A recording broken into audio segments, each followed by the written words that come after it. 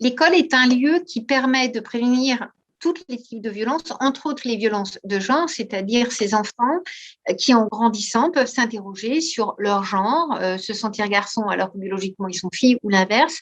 Et on sait que dans le milieu scolaire comme en dehors, à l'école, des activités périscolaires, des activités sociales, familiales, extérieures, les enfants peuvent être très violents entre eux dès qu'il y a quelque chose qui leur apparaît différent, étranger. Un enfant qui est sécurisé, un enfant qui a confiance en lui, qui a confiance en l'adulte, il n'a pas peur de celui qui est différent de lui. Parce que la différence ne va pas, pour lui, représenter un risque d'anéantissement. Si j'ai un camarade qui ne travaille pas comme moi, si j'ai un camarade qui s'habille différemment, si j'ai un camarade qui n'est pas comme moi, un enfant qui est sécurisé psychiquement, ça ne le dérange pas. Au contraire, il va aller vers lui. On a des enfants qui se sentent insécurisés par rapport aux enfants différents.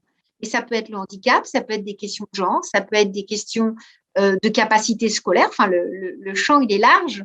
Et heureusement, les enfants ne sont pas des clous, mais le champ, il est large des différences. Et l'école est un lieu fondamental pour apprendre à respecter la différence.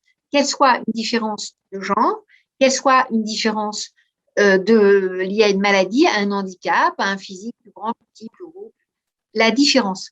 Et comment est-ce qu'on peut faire? Il n'y a pas une solution miracle, sinon je crois qu'on l'utiliserait tous dans les établissements, mais probablement dans la façon de transmettre aux enfants en petits groupes, groupes classe, ou en petits groupes le sport, par exemple, ou la cantine, ou la récréation. Il y a différents temps de vie scolaire en dehors de la classe qui sont des temps précieux pour apprendre à accepter l'autre dans sa différence. Et dans les questions, les problématiques qui sont très actuelles, en tout cas dans certains pays, sur les différences, les souffrances de genre de certains enfants, on se rend compte que certains élèves vont être un peu le porte-parole de parents, très gênés sur cette question-là, plus que les enfants eux-mêmes d'ailleurs, et qui ne vont pas supporter qu'un camarade qui est genré au niveau de l'état civil comme une fille s'habille comme un garçon, ou l'inverse, et qui vont l'exclure avec des fois des violences très fortes au niveau verbal et au niveau physique aussi, en termes de coups donnés, de choses des fois extrêmement violentes, même de l'ordre de l'agression sexuelle, des choses à l'extrême que l'on peut voir. Et on se rend compte qu'au niveau du groupe classe, quand l'enseignant il est là pour apprendre aux enfants à respecter leurs différences, ça va être beaucoup plus facile et il peut être important si on repère un enfant qui est meneur dans un groupe où des enfants où un enfant est harcelé, un enfant est stigmatisé à cause de sa différence, on a souvent un meneur. Quand on repère ce meneur, individuellement, on peut essayer de comprendre qu'est-ce qui l'amène à exprimer une telle violence et en quoi l'enfant qui est différent le met en danger, lui, dans son ressenti.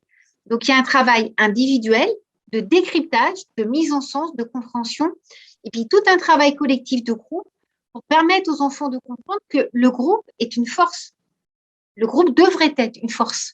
Et ça peut passer en classe par des activités communes, des projets de classe en commun. Ça peut passer en sport avec des activités de sport sportives de groupe. Ça peut paraître facile, mais on peut le faire aussi à la cantine, par exemple, sur des projets de cantine de menus qui peuvent être faits avec un groupe d'élèves. Le travail de groupe est extrêmement porteur pour permettre aux enfants de supporter, d'appréhender, d'apprivoiser la différence et de comprendre qu'au sein d'un groupe, on est tous différents et c'est ça qui fait la richesse de chacun et du groupe.